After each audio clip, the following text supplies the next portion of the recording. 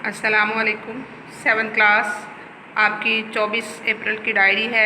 सबक नंबर 10 जो हमने मुसद्दस साली की तशरीह की थी उसकी मुकम्मल तशरीह की दोहराई है और इसके अलावा नामुकम्मल फ़िक्रात की तकमील है। देखें, सबसे पहले हम तशरीह को देखते हैं। जिस तरह हमने 7th क्लास पहले थोड़ी थोड़ी करके इसकी तशरीह की थी, अब मैं दोबारा से आपको एक दफ़ा इसको दोहरा देती हूँ। मुसद्दस साली से इंतखाब। मुसद्दस से मुराद क्या है? मुसद्दस से मुराद हर वो नज़म जिसमें हर बंद में 6 मिसरे पाए जाएँ, वो नज़म मुसद्दस कहलाती है। तो मौलाना अल्ताफ़ हुसैन हाली तो हमारे बहुत बड़े शायर हैं। उन्होंने मुसलमानों के जो हालात हैं, जो उनकी कामयाबी हैं, उनके हालात के उतार चढ़ाव हैं, उसके ऊपर एक किताब लिखी है, मद्दो जज़र इस्लाम। तो उसमें उन्होंने मुसद्दस की सूरत में यानी 6 मिसरों का एक बंद है, उसमें मुसलमानों की शान जो है वो बयान की है, किस तरह मुसलमानों ने कामयाबियाँ हासिल की। सबसे पहले शेर पे हम देखते हैं, घटा एक पहाड़ों से बता के उठी। बता मक्का मोज़मा को कहा जाता है, यानी मक्का मोज़मा से जब इस्लाम तलू हुआ, इस्लाम की आमद हुई, हुज़ूर सल्लल्लाहु अलैहि वसल्लम ने इस्लाम को फैलाया, तो उस वक्त बता से ऐसी इस्लाम की गिठा उठी कि पड़ी 400 यक बयक धूम, जिसकी चारों सौ उसकी हर तरफ धूम पड़ गई कि इस्लाम जो आ गया है और एक मुकम्मल ज़ाब्ता हयात है। कड़क और धमक इस दूर दूर इसकी पहुँची, इस्लाम की चमक और ईमान की रोशनी दूर दूर तक पहुँची। ये जो टेक्स्ट लिखा हुआ है, टेक्स्ट पर गरजी तो गंगा पे बरसी, टेक्स्ट जो है ये हिस्पानिया का सबसे बड़ा दरिया है और गंगा पे बरसी ये भी एक दरिया का नाम है। यानी हर तरफ जो है ना इसकी धूम मच गई, रहे इसे महरूम आबी न खाकी। इस्लाम के जो रूल थे और जो इसके कवानीन हैं, जो इसकी चमक दमक है, ईमान की रोशनी है, उससे सिर्फ ये नहीं कि जो ज़मीन के ऊपर लोग हैं उससे वही फैज़याब हुए, बल्कि ये ऐसा मज़हब है कि इससे खाकी न आबी यानी पानी में रहने वाले जानदार जो थे उन्होंने भी उसको मान लिया और समझ लिया। हरी होगी सारी खेती खुदा की। जिस तरह बारिश बढ़ती है तो ज़मीन के ऊपर और समंदर के अंदर मखलूक को भी बारिश से फ़ायदा पहुंचता है, इसी तरह सारी की सारी खेती खुदा की, यानी जितने भी ज़मीन पर जानदार हैं, चाहे वो पानी के अंदर है, चाहे वो ज़मीन के ऊपर है, इंसान है, जानदार हैं, वो सारे उससे फैज़याब हुए। किया उम्मियों ने जहाँ में उजाला। उम्मियों से मुराद अनपढ़ लोग होते हैं, यानी अरब के वो लोग जो अनपढ़ थे, लेकिन जब इस्लाम आया, आसमानी किताब उतरी, कुरान मजीद नाज़िल हुआ और इस्लाम फैला, तो वही लोग जो अनपढ़ थे उन्होंने उससे इतने ज़्यादा फ़वाइद हासिल किए। वही उम्मी जो हैं अनपढ़ लोग जिनको कहा जाता था, उन्होंने उनकी इल्म और हिकमत के हर तरफ चर्चे होने लग पड़े। हुआ जिससे इस्लाम का बोलबाला, यानी उन्हीं उम्मियों की वजह से इस्लाम का बोलबाला हो गया। बुतों को अरब और अजम से निकाला। अरब में भी लोग बुतों की पूजा करते थे, अरब से बाहर लोग जहाँ लोग अरबी ज़ुबान नहीं बोलते थे। अजम से मुराद वही लोग हैं जो अरबी ज़ुबान नहीं बोलते। जब उनके पास जो बुत थे जिनकी वो पूजा करते थे, अरब के लोगों से भी और अजम के लोगों से भी बुतों की पूजा उनसे छुड़वा दी और वो इस्लाम के पैरोकार बन गए, एक अल्लाह की इबादत करने लगे।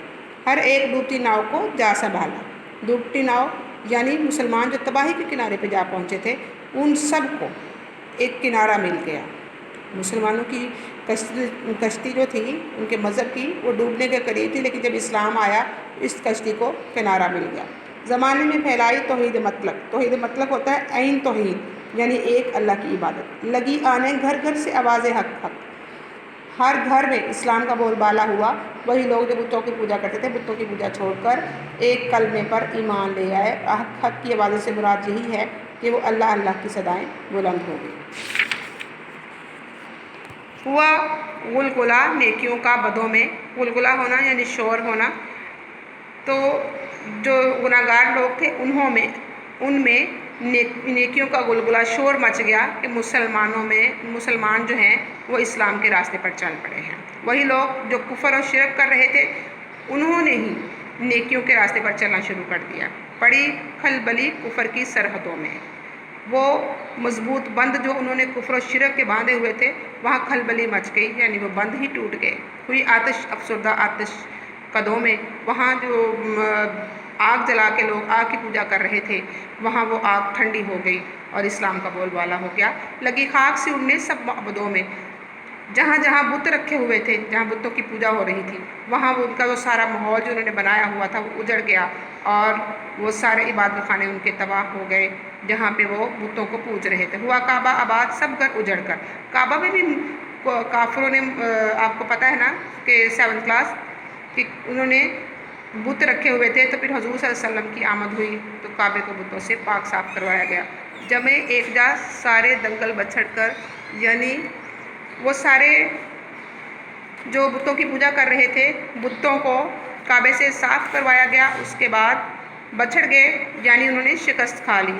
ہر ایک میں قدا سے بھرا جا کے ساگر، ہر ایک گھاٹ سے آئے سیراب ہو کر. میں قدے جہاں پہ شراب پلائی جاتی ہے، ساگر پیالے کو کہتے ہیں. یعنی مسلمانوں نے علم کی روشنی حاصل کرنے کے لیے اپنی جو پیاس تھی علم کی وہ ہر ایک جگہ سے حاصل کی. گرے مسئلے پروانہ ہر روشنی پر، جیسے پروانہ جو ہے روشنی کی طرف سفر کرتا ہے، روشنی کے ارد گرد گھومتا ہے. گرا میں لیا باندھ حکم پیغمبر. حضور صلی اللہ علیہ وآلہ وسلم کی حدیث پاک کا حوالہ دیا گیا ہے کہ مسلمانوں نے اپنے نبی صلی اللہ علیہ وسلم کے حکم کو اپنی گرہ میں یعنی اپنے ذہن میں نقش کر لیا کہ حکمت کو ایک گمشدہ لال سمجھو، جہاں پاؤ اپنا اسے مال سمجھو. کہ حضور صلی اللہ علیہ وسلم کی حدیث پاک ہے کہ حکمت جو ہے، دانائی جو ہے مومن کی گمشدہ میراث ہے، اسے جہاں سے ملے وہ وہاں سے حاصل کر لے. تو مسلمانوں نے اس حدیث پاک کو اپنے ذہن میں نقش کر لیا، حکمت جو ہے وہ جہاں سے بھی ملے وہ حاصل کریں گے. اور انہوں نے علم حاصل کرنے کے لیے دور دراز علاقوں کے سفر بھی کیے. آگے دیکھیں، ہر ایک علم کے فن کے جویا ہوئے وہ جویا ہونا یعنی متلاشی بننا. انہوں نے علم حاصل کرنے کے لیے، علم کو تلاش کرنے کے لیے ہر ایک طرح کا سفر کیا، ہر ایک علاقے میں گئے، وہاں سے علم حاصل کیا، ہر ایک کام میں سب سے بالا ہوئے. صرف علم حاصل کرنے میں نہیں بلکہ محنت میں، مشقت میں بھی، ہر کام میں انہوں نے ترقیاں حاصل کی. فلاحت میں بے مثل و یکتا ہوئے وہ. فلاحت سے مراد کھیتی باڑی ہوتا ہے، یعنی انہوں نے صرف علم و حکمت میں نہیں، کھیتی باڑی میں بھی ایسی فصلیں انہوں نے بیجی اور دنیا میں اپنا سکہ بٹھا دیا. ایسے انہوں نے اناج پیدا کیے کہ ساری دنیا کو پتہ چل گیا کہ مسلمان محنت میں، کھیتی باڑی میں بے مثل و یکتا ہوئے ہیں. سیاحت میں مشہور دنیا ہوئے ہیں. 7th کلاس آپ کو پتہ ہے کہ سیر و سیاحت میں مسلمانوں کے کچھ لوگ ایسے ہیں جن کا نام آج بھی تاریخ میں سنہری روپ میں لکھا ہوا ہے. ارسطو ہے کہ جس نے سیر و سیاحت بھی کی، مفکر بھی بنا اور دنیا کے لوگوں کو بتا دیا کہ وہ علم و حکمت میں سب سے آگے ہے. ہر ایک ملک میں ان کی پھیلی امارت سے مراد کسی کی بڑائی پھیلنا ہے. تو مسلمانوں کی جو بڑائی تھی علم و حکمت میں، ان کی محنت و مشقت میں، ہر ملک میں پھیل گئی اور ہر ایک قوم نے ان سے سیکھی تجارت سے مراد خرید و فروخت کرنا ہے.